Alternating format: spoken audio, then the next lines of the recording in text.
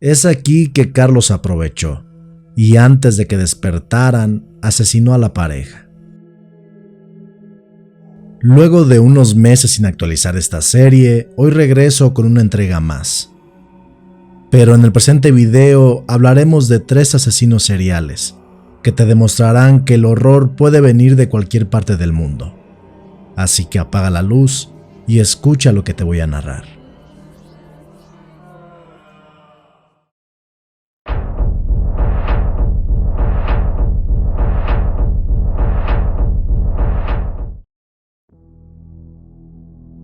También conocido como el Petiso Orejudo, Cayetano es temido por asesinar a 4 niños e intentar asesinar a otros 7, además de quemar varios edificios.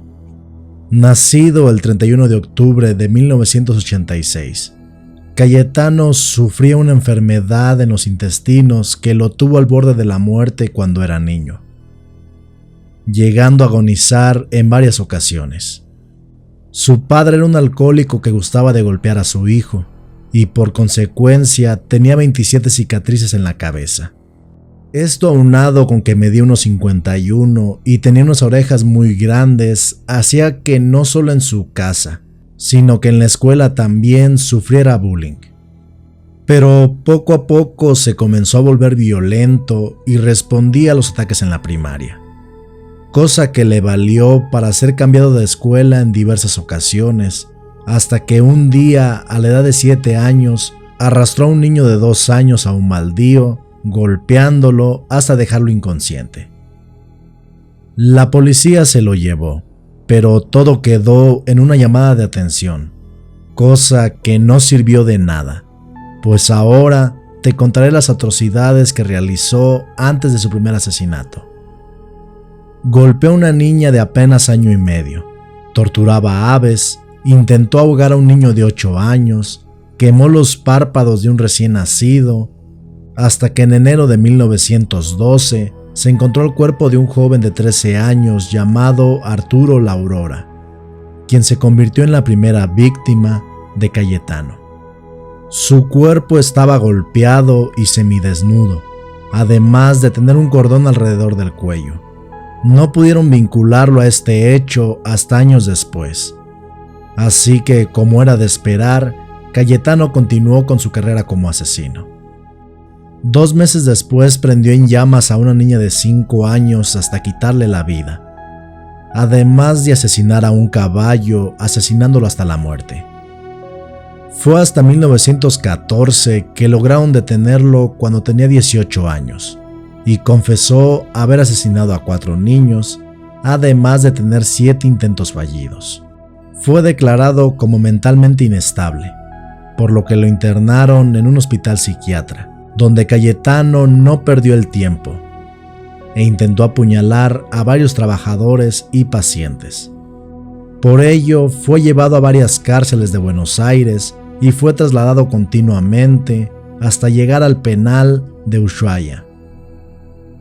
En 1927, un médico italiano llamado César Lombroso, junto a otros médicos, determinaron que el origen de la maldad de Cayetano eran sus enormes orejas.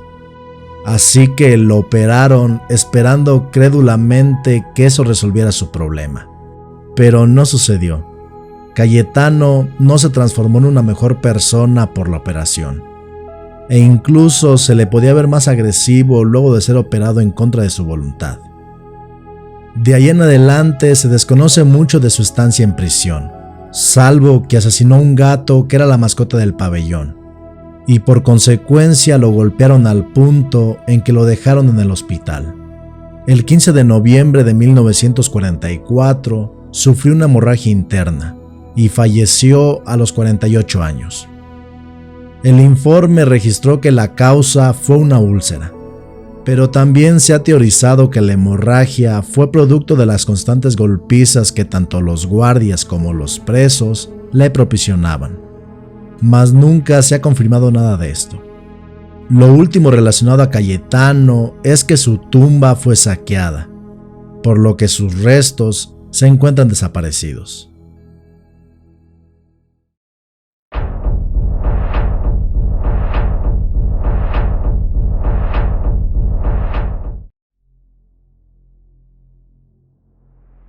Si eres fan de mi canal, recordarás las ocasiones en que te he contado sobre cómo algunas personas piden la liberación y justifican a algunos asesinos tan solo por ser bien parecidos. Ahora te presento a Carlos, un asesino serial que fue apodado como el Ángel de la Muerte. No solo por sus facciones, sino porque las personas decían que tenía una mirada inocente y libre de maldad. Pero como lo puedes estar imaginando, ahora te contaré todas las atrocidades que cometió este monstruo, pues es considerado el asesino serial más violento en la historia de Argentina.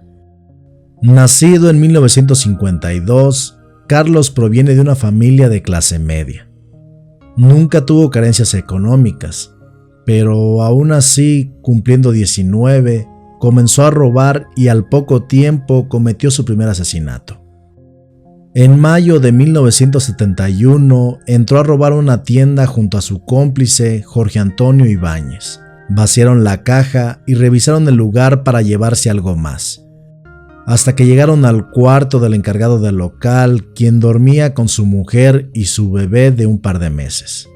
Es aquí que Carlos aprovechó, y antes de que despertaran, asesinó a la pareja. Esta acción se repetiría unos días después cuando robaron una discoteca, asesinando a los guardias mientras estos se encontraban durmiendo. Y por si fuera poco, a los días asesinaron a un guardia de un supermercado y bebieron whisky sobre su cuerpo. En junio del mismo año, Carlos se encontró con una mujer mientras huían con un auto robado y le pidió a Jorge que la subiera al auto porque le había gustado. Así que sin mucha complicación la secuestraron, la llevaron a un lugar cercano y la violaron. Una vez terminaron, Carlos le dijo que se podía ir, y mientras ella intentó correr, este le disparó por la espalda. Repitió el mismo procedimiento con otra mujer de 23 años, quien era aspirante a modelo, pero con la diferencia de que una vez asesinada, le disparó en diversas ocasiones en la mano hasta despedazarla. Todo por puro placer.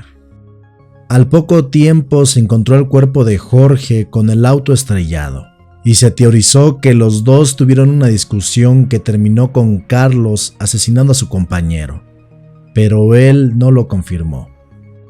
Rápidamente Carlos buscó un nuevo cómplice y es aquí que entra en la historia Héctor Somoza, con quien rápidamente comenzó a asesinar.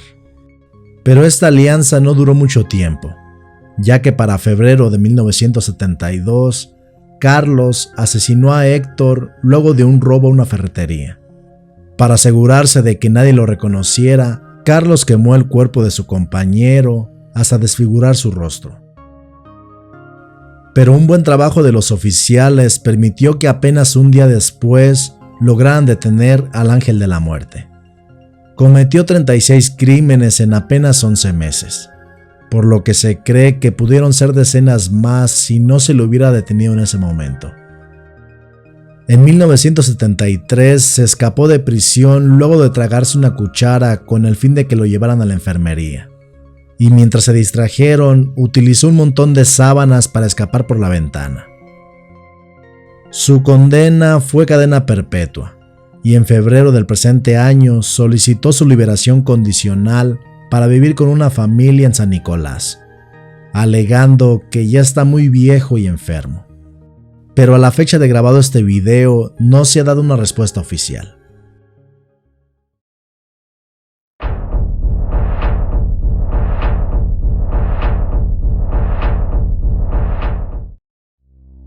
Cuando hablamos de asesinos seriales, es lógico pensar en una persona que va cuidando sus pasos para no ser atrapado por la policía. Pero el caso que cierra este video es bastante peculiar, pues la carrera como asesino serial de Roberto José Carmona comenzó en la cárcel. Enero de 1986, Roberto, quien en ese entonces tenía alrededor de 23 años, iba camino a un evento en Villa Carlos Paz cuando se quedó varado por una ponchadura del auto. Un grupo de amigos se detuvo y lo auxilió, Mientras le ayudaban a cambiar la llanta, a Roberto le llamó la atención una joven de 16 años llamada Gabriela Seppi. Así que en cuanto tuvo la oportunidad la llevó lejos del grupo y lo obligó a punta de pistola a que se subiera a su auto, para momentos después abusar de ella y asesinarla. Tardaron un mes en encontrar su cuerpo y al investigar dieron con Roberto, quien rápidamente fue arrestado y le dieron cadena perpetua. Poco sabían las autoridades que su carrera como asesino serial comenzaría justamente dentro de prisión. En 1994 cometió su segundo asesinato, cuando le quitó la vida a Héctor Bolea, un preso con quien disputaba el control del lugar. Así que le agregaron 16 años más de prisión. En 1997 llegó a 3 cadáveres en su lista, luego de asesinar a Demetrio Pérez, cosa que le valió agregar a su condena una segunda cadena perpetua. Aunque tiempo después se la quitaron y cambiaron su condena a una cadena perpetua por múltiples asesinatos. Roberto fue movido a diferentes prisiones por sus problemas con los presos y el constante miedo de que asesinara nuevamente. Y al ver que esto funcionó, lo hizo ganar de buena reputación, al punto en que en 2014 consiguió que un juez le diera permiso de tener salidas transitorias para ver a su novia cada 4 meses. Al pasar de los años, Roberto batió el récord de ser el prisionero que más años ha permanecido encerrado, superando el impuesto por Carlos Robledo, del que ya te hablé anteriormente. La redención que mostraba Roberto llegó a tal punto en que el propio padre de Gabriela perdonó al asesino de su hija, deseando que pronto pudiera salir libre y que tuviera la oportunidad de integrarse nuevamente a la sociedad. La esperanza que muchos ponían en Roberto se esfumó en diciembre de 2022, cuando salió para ver a su novia y aprovechando que sus custodios se distrajeron viendo la semifinal de Argentina contra Croacia, Roberto se escapó secuestrando a un taxista, a quien posteriormente terminó asesinando. Las autoridades terminaron atrapándolo nuevamente y la gente espera que más nunca se le dé el voto de confianza. Y hasta aquí este video. Yo soy Mr. Kral y recuerda que nunca estás solo. Siempre hay alguien detrás de ti observando.